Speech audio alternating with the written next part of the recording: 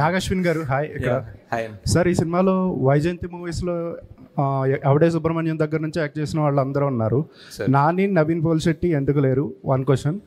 And second one, release రోజున చాలామంది అంటే సోషల్ మీడియాలో కావచ్చు ఎక్కడైనా కర్ణుడి కంటే అర్జునుడే గొప్ప అన్నట్టు ఒక డిబేట్ నడిచింది. వీటికి మీరు ఏమంటారు? అంటే ఆ డిబేట్ రావడం అనేది చాలా మంచిది అనిపిస్తుంది సార్ బేసిక్లీ. ఎందుకంటే అది ఒక దాని గురించి ఆర్గ్యూ చేస్తుంటే సడన్లీ ఇంకొకటి తవ్వుతారు సడన్లీ మహాభారతము అండ్ ధర్మం అధర్మం గురించి ఫైట్ చేస్తూ ఉంటారు. సో అది మంచిది అనిపిస్తుంది.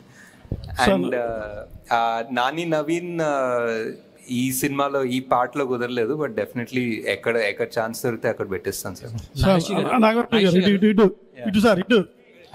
నాగాశ్విన్ గారు, ఇది నాగాశ్విన్ గారు కల్కి కథ అనుకోవచ్చా? మహాభారతం కాకుండా పూర్తి అంతే ఈ టైటిల్ దొరికింది కాబట్టి నాగాశ్విన్ కల్కి అని పెట్టిన అవసరం. ఇప్పుడు భారతంలో కృష్ణుడికి అశ్వత్థామకి పునర్జన్మ ఉంది, కర్ణుడికి లేదు. దాన్ని మీరు ఎలా తీసుకున్నారు? ఎక్కడి నుంచి అడాప్ట్ చేశారు? వీరమరణం పొందిన వాళ్ళంతా మోక్ష ప్రాప్తి పొందుతారని ఉంది భారతంలో. మన ప్రవచనకర్తలు కానీ పెద్దవాళ్ళ పుస్తకాలు కానీ ఈ కర్ణుడినే ఎంచుకోవడం కారణం ఏంటి? Part 2 sir. Part 2 okay. అయితే శంబాల నగరం అని కూడా ఉంది ఆల్రెడీ. అక్కడ అతీంద్రమైన శక్తులు, మనుషులు ఉన్నటువంటి వ్యక్తులు, యోగులు, సిద్ధంగా ఉన్నటువంటి ఉంటారు. అవును సార్. మరియమ్మ, తర్వాత ఇంకా క్రిస్టియన్స్ పేర్లు 3 వస్తాయి. దేశంలో వివిధ దేశాల మిగతా వాళ్ళు కూడా చాలామంది ఉన్నారు.